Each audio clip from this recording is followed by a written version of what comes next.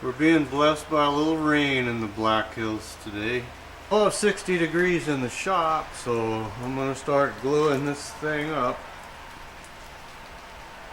I'm starting at the bow. I like to do that because it stabilizes the sides. They can't shift back and forth once the stem's in. So I've got the first bulkhead out, so I'm going to go through how I glue these things up and install the bulkheads. So what I've done, when I had the pieces in with one screw, I marked the boundaries of the stem, and I marked inside where I wanted the screws to hit the stem, and then drilled a pilot hole from the inside, a small diameter hole, then put it back in and put in my temporary screws and drill the rest of the holes. So I countersink them so the heads are slightly below the surface, so I can fill them over with the epoxy putty. Now when I put this in, I'll smear the glue, and I've got the bevels, I refine the bevels, and I've got them really tight, so it'll be fine with the tight bond glue. So what I'll do is smear these with glue, and then I have my little awl sticking in here to line them up. These are sharpened down to the size of a number 8 screw, and I'll line it up with that, get a couple screws in, and then I can drive them all. Then I'll pull them together and drive the other side. And I'm using number 8 by 1 inch screws going through the sides here, because I'm going into this, actually it's a piece of a 2 by 4 stem, and the bulkheads will be going into basically 1 by 2 material. And I use, when I'm fastening the framing to the bulkhead, I use a number 8 by 7/8 because I want as much depth through this.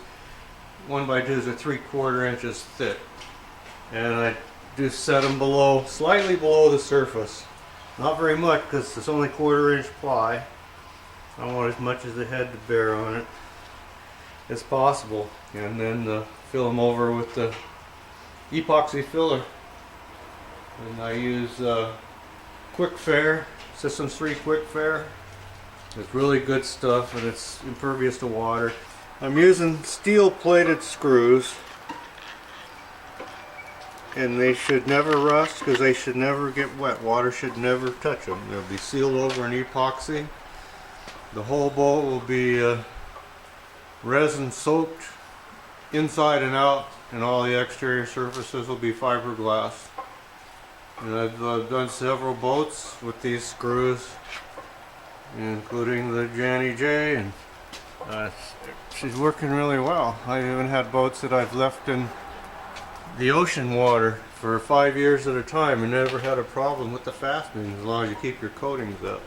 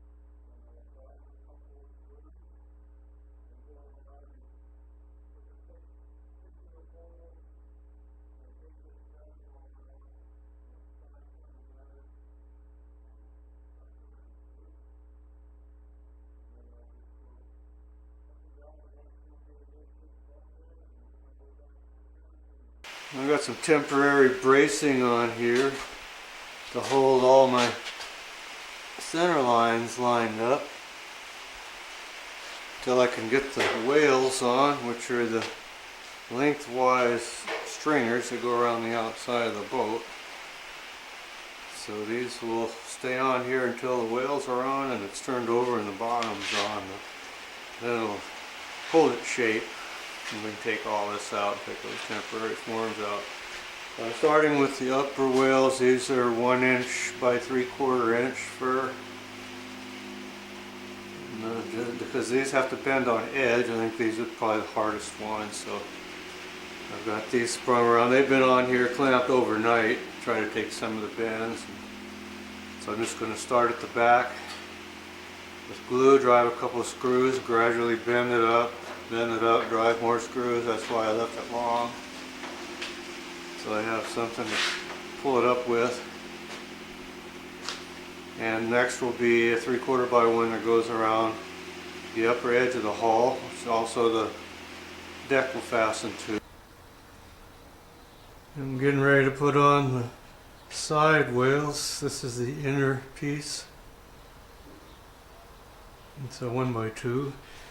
I've got spacer pieces clamped at the station lines to hold it in the right position, and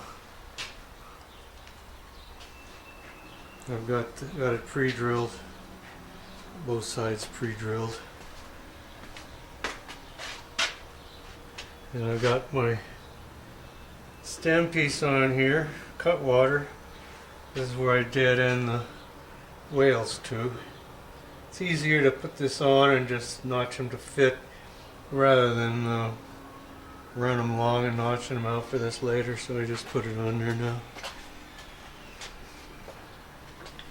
So I'm getting ready to put the side whales on.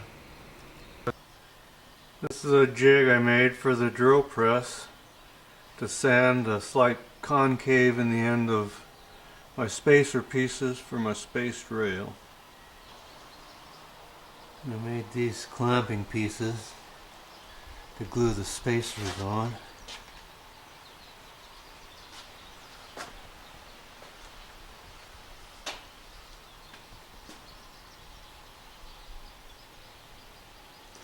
And I've got a boat dolly with swivel wheels, so I can move her around now in the shop.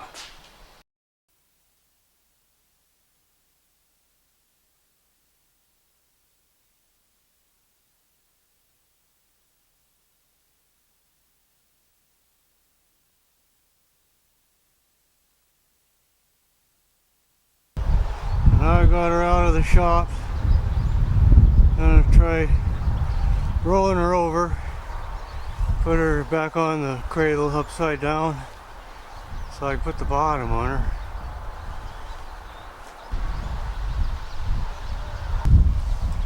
Now she's back in the shop upside down, and all my center marks are still lining up, so I don't have any twist in it.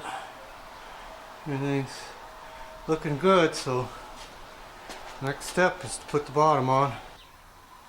And I'm installing chine logs, and I'm doing it the same way I did with the upper whales. I'm bending them around and clamping them in place.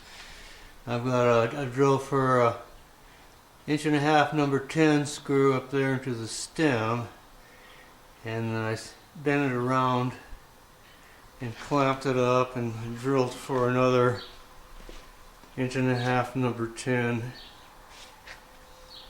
in the butt block there where the panels are joined, and another one going into the frame there, and then one going into the frame in the transom. And then I spaced these out about every 4 inches, and I'm pre-drilling. I'm staggering them either side of center, and drill through with a small spot drill from the outside to mark them inside. Then I'll clamp the chine log back in place, and I'll drill from the inside for the number 8 7/8.